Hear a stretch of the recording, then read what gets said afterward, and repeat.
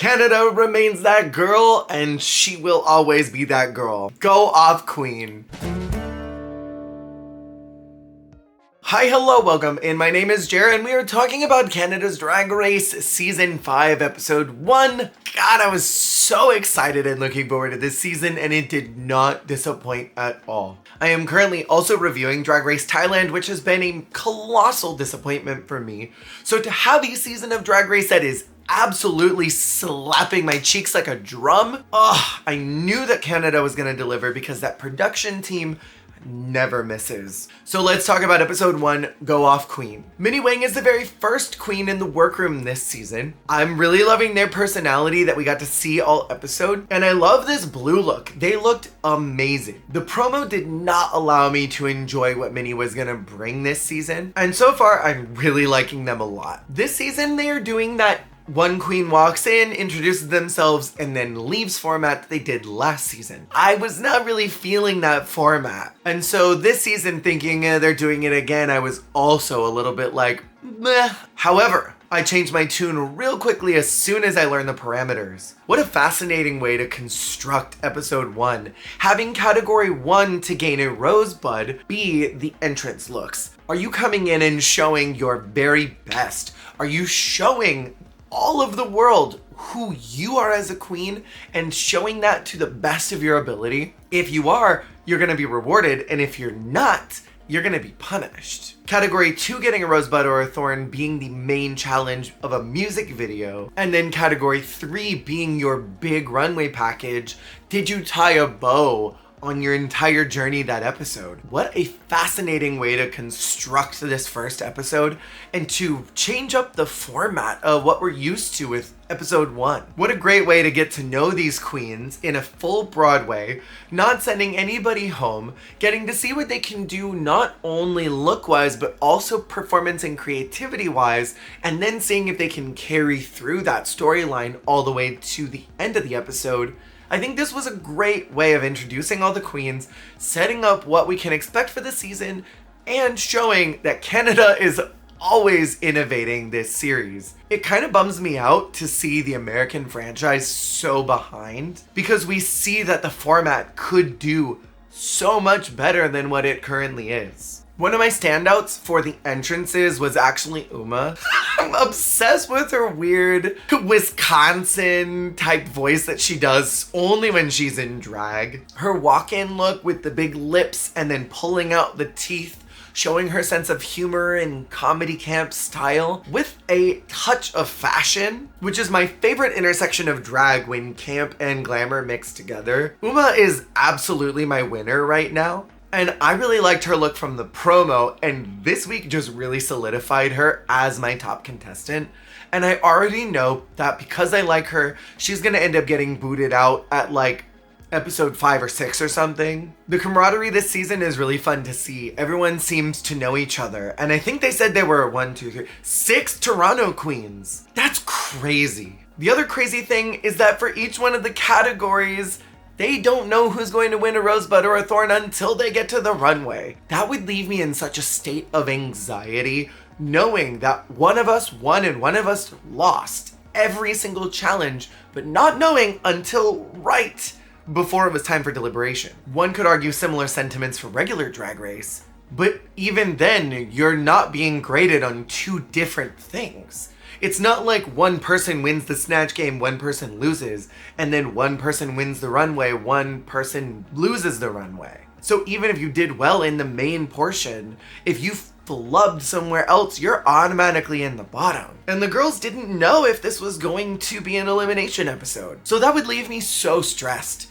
knowing that even if I did good in every other category, I could have failed one of the other ones. The production on this main challenge was through the roof because they absolutely had to have come in early to do their writing, doing their recording, as well as their choreography and blocking, as well as learning the lip sync, because all of them had tight lip syncs. The set design was cool with all the neon lights. I liked the way that it was produced, intermixed with Brooke having a good time on the main stage, and including that blooper reel of her falling off was so funny. I love that Brooke is this beautiful, glamorous woman in drag and then is not afraid to be silly and pull a stunt or show herself failing in some way, or even just acting a fool. I think it's great. Brooke is one of my favorite hosts of all of the franchises, probably right next to Supreme. Standouts for me were Minnie Wang. I thought the performance was really fun, but I did not like the look. Sandrina had one of my favorite verses and one of my favorite rhythms, but that look was not good to me. It all was just a little messy and unfocused. I loved Uma. This freaking God routine that she does and then God bless, bitch. I don't think I've ever been blessed by a drag queen before on RuPaul's Drag Race or any of its syndicates, but I felt like I got saved here. I'm obsessed with this woman, and you cannot stop me from being obsessed. Normally, I don't like that mixing of Christianity or religion in general with drag. I feel like it's a sensitive subject that can get a little muddled and messy, but the way that Uma's doing it in almost this silly camp way that is making it more accessible and doesn't feel like a pushing of religion, more just like your fun aunt who likes to bless you and tell you that God loves you and doesn't care if you're gay and that God wants you to eat it. I love her. She's great. However, Michaela was the standout. She ate down in that verse. The look was so good in that hot pink. Oh, she was just delicious this week. My favorite line probably of all time was her asthma. Oh, it took me out. I paused and cackled. What a great use of a breathy line that is so overused and deciding to twist that and turn it into comedy. Showing that not only can she be fierce, but she can also do camp. And again, that's my favorite intersection of drag. This challenge set the tone and the bar really high for me. And I think it sets a good energy and pacing for the rest of the season. Sometimes when a maxi challenge is a little bit too low energy, it sets the season off to kind of putter energy-wise until it eventually peaks. But when you start the energy high and hopefully keep it up the rest of the season, and I fully believe that Canada's Drag Race will do that, it sets for a fun tone. It sets it apart from the other franchises. Lucala being here was iconic. I saw her randomly on TikTok on a video and I've been obsessed with her ever since. I also want to say that I appreciated the trans conversation that got put into the final edit. I think it's really important that Canada's Drag Race is always making space for real queer conversations that happen and talking about how transness doesn't have to look in one direction or another and doesn't have to tick any boxes that one trans person is doing, that your trans journey matters no matter where you're at. I think that was important and a beautiful discussion to incorporate into that final edit. And so I just want to say thank you to the Canada's Drag Race producers and editing team for allowing us to have that. It's an important message for everyone that's on their trans journey right now. So let's talk about the runways really quick. First off, Brooklyn Heights looks beautiful, like she's giving Jessica Rabbit. And I like the sort of scaled down premiere look. I like that Brooke didn't overshadow anybody, but definitely looks like she's wearing some of her best drag. So Minnie Wang starts us out on the runway. I love this look. I think she looks incredible, showing off her heritage in a fun way. This to me screams best drag, and I love the headpiece with the dragon scaling around her body. And her going the wrong way off the main stage was hilarious. Jaylene Tyme looked beautiful. They looked like an old Hollywood movie star. And I loved this cobalt blue. Next out is Terra Nova, who constructed this entire outfit herself. And I identify and understand with feeling frustrated at putting all of these hours into creating a costume and people critiquing it and not liking it. I hope that they are able to protect their mental health through this season, because I'm sure that there will be people that are going to critique these looks. And it's hard knowing that you're gonna get bombarded with comments when you're already dealing with your own demons that are telling you you're not good enough. I did think this look was quite good. I didn't think it was the worst of the night. I thought it seemed like a strong drag look. Next out was Michaela Couture doing a Diana Ross tribute. This jewel tone yellow and orange gown was chef's kiss. They looked like sunshine. And I just love their personality and how much they're providing to this competition. Next out was Xana, who did have one of my favorite lines from the main challenge, which was Xana do, Xana don't. Great reference, and I love their fashion brain. Incorporating this powerful print, which could be a little overpowering on most people, with this bright pink color, just showed a level of brilliant fashion design. This was luxe. Next up was the Virgo Queen, and one of my favorite colors. I do quite love lavender.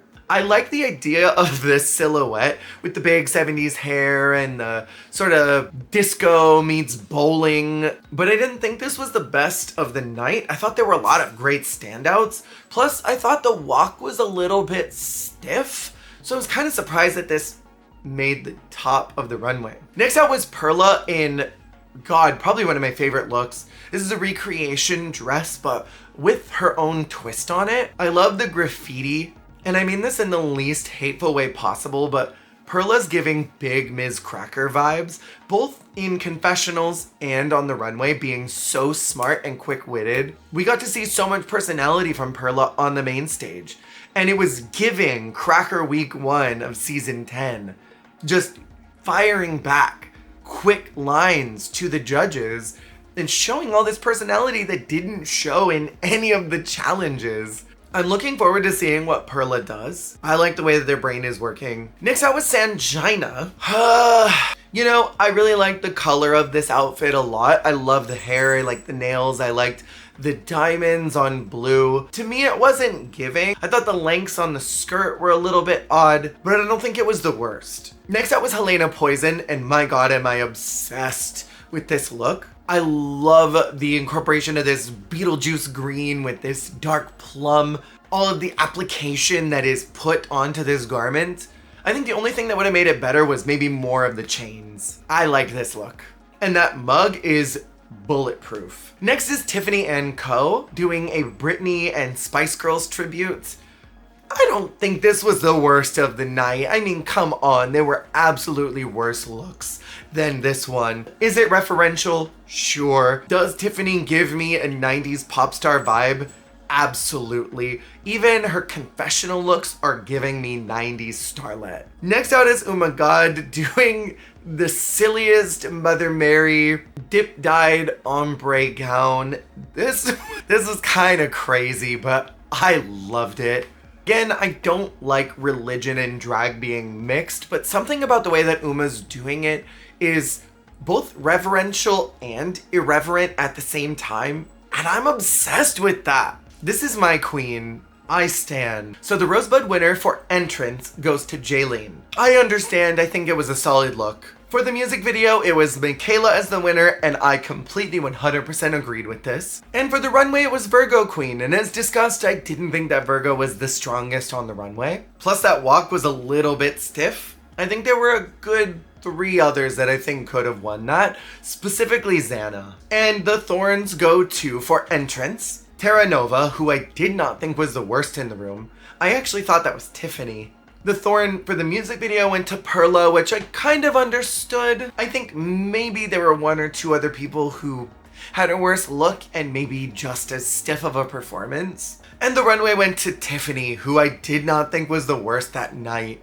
My very first thought as they were announcing all these was, is there no Beaver this time around? But I did love the way that they called all the girls safe and it gave them wins or thorns, sort of top model style. I wouldn't mind if they did this every week. And there was no drama this week, but I'm assuming that next week there will be definitely drama happening, because next week someone is certainly going to be going home. And if I remember correctly from the trailer, things are changing a bit this season. Virgo and Michaela are the top 2, and they have to lip sync to Pretty Girl Era. This is a great song. This was a fantastic starter lip sync. In my opinion, Michaela won this for me. I thought she captured the energy of the song, was demure and powerful and sexy, and she killed it for me. Virgo was moving a lot and pulled out every trick in the wheelhouse, which I think is fun. But energy-wise, it was Michaela for me that caught my eye. Virgo did win and wins the very first challenge of the season, so I'm curious to see where her trajectory is gonna go. I like this queen a lot. Being a fellow Virgo,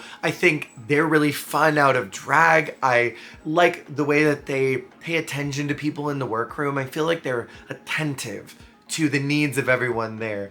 I feel like they're sort of a peacekeeper and balance out the energy well in the room. I can already sense that from them. Next week is an acting challenge, and I'm so curious what your thoughts are about the season so far. In my opinion, Canada's Drag Race is gonna save 2024 from being quite possibly one of the worst years that we've had for the Drag Race franchise. But what were your thoughts? Let me know in the comments below, and I will see y'all on the flip.